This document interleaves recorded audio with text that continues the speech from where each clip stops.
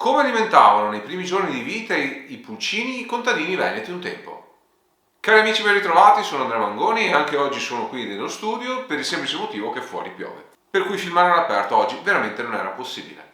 Ho fatto un'incubata con alcune uova che si sono rivelate essere di polverara per un incrocio di boffa per polverara, quindi sono un incrocio di ritorno con un 75% di sangue di polverara e il 25% di sangue boffa. Sono nati 4 pulcini e visto che sono nati con un giorno d'anticipo e mi sono ritrovato a non avere i negozi aperti per poter recuperare il mangime che mi serviva per loro, ho adottato quello che era il sistema di allevamento tradizionale dei contadini veneti di una volta, ovvero sia ho fatto io un pastoncino fatto in casa, un pastoncino di emergenza, un pastoncino che non può sostituire i mangimi preparati tradizionali, sia chiaro, però comunque che ci permette di poter alimentare per un giorno o due i pulcini neonati senza particolari problemi.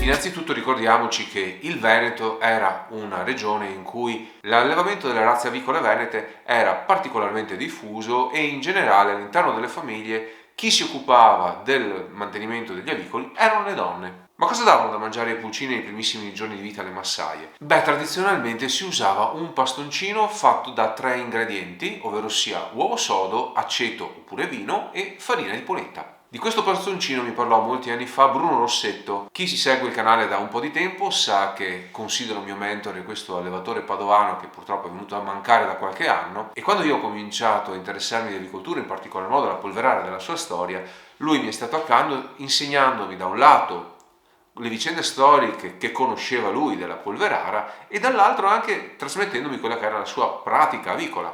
E posso dirvi che lui manteneva comunque l'usanza di fare questo pastoncino nei primissimi giorni di vita per i suoi avicoli. Lo voglio ripetere, il mio non è un invito ad abbandonare i mangimi preconfezionati per fare questo tipo di pastoncino. Questo tipo di pastoncino, che è particolarmente spinto dal punto di vista proteico, non è sufficientemente equilibrato dal punto di vista nutrizionale. Di conseguenza consiglio a tutti quanti di affidarsi per lo svezzamento dei propri pulcini a dei mangimi pronti, in particolar modo a dei buoni mangimi primo periodo con il corretto tasso di proteine, a cui far seguire poi un corretto secondo periodo fino ad arrivare verso i 4 mesi a passare gli animali alla dieta destinata agli adulti. Fino ad allora però gli animali avranno bisogno di un apporto proteico molto più spinto e proprio per questo i mangimi primo e secondo periodo hanno dei tassi di proteine all'interno della composizione decisamente più alti di quello del mangime per esempio per l'ovaiole. Prima di continuare vi ricordo che se vi piacciono i miei video potete lasciare un like, iscrivervi al canale e attivare la campanella delle notifiche. Questo mi permetterà di far crescere il canale e di portare nuovi video con regolarità. Questo pastoncino però come veniva preparato? Era estremamente semplice e veloce da fare. Per prima cosa si prendeva un piattino e si metteva della farina che veniva poi allungata con dell'aceto oppure in alternativa con del vino bianco. Si mescolavano bene questi due ingredienti con la forchetta fino ad ottenere un composto piuttosto omogeneo. Quindi si prendeva un uovo di gallina, lo si faceva bollire e una volta sodo questo veniva sbucciato, fatto a pezzi e poi di seguito sempre con la forchettina schiacciato finemente fino a raggiungere la consistenza di una pappetta. A questo uovo tritato si aggiungevano la farina e l'aceto e con questo pastoncino venivano alimentati i nostri pulcini nei primissimi giorni di vita. Ricordiamoci che avere dei pulcini da far crescere e da vendere poi era una questione importantissima per le nostre nonne per il semplice motivo che col denaro derivante dai proventi dell'avicoltura loro potevano acquistare beni di necessità e di conseguenza avere anche un minimo di indipendenza economica.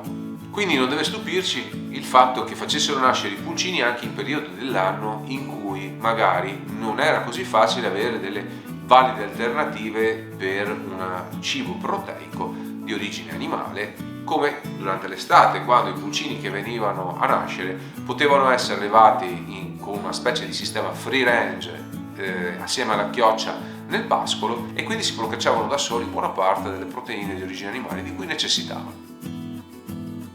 E il risultato qual è alla fin fine? Che anche oggi, in caso di emergenza, un pastoncino così per un giorno o due può essere una soluzione accettabile per l'alimentazione dei nostri piccoli, almeno fino a che non possiamo avere accesso a un mangime completo, ben bilanciato e che soddisfi tutte le esigenze nutrizionali dei nostri animali.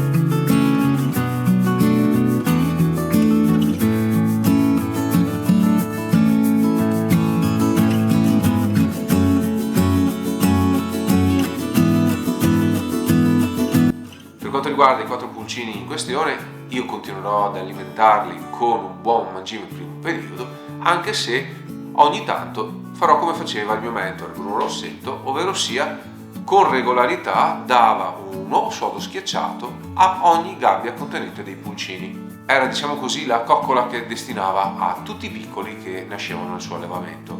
Ogni giorno, per ogni gabbia di pulcino, lui aggiungeva un ovetto sodo triturato. Io non lo aggiungo giornalmente, ma una volta a settimana un nuovo sodo ai miei animali lo do volentieri. Bene cari amici, anche per stavolta è tutto. In descrizione troverete dei link ai libri che potete trovare interessanti su questi argomenti. Vi ricordo che se avete dubbi, curiosità o quant'altro potete lasciare semplicemente un commento qui sotto. Io vi saluto e vi do appuntamento al prossimo video. Ciao!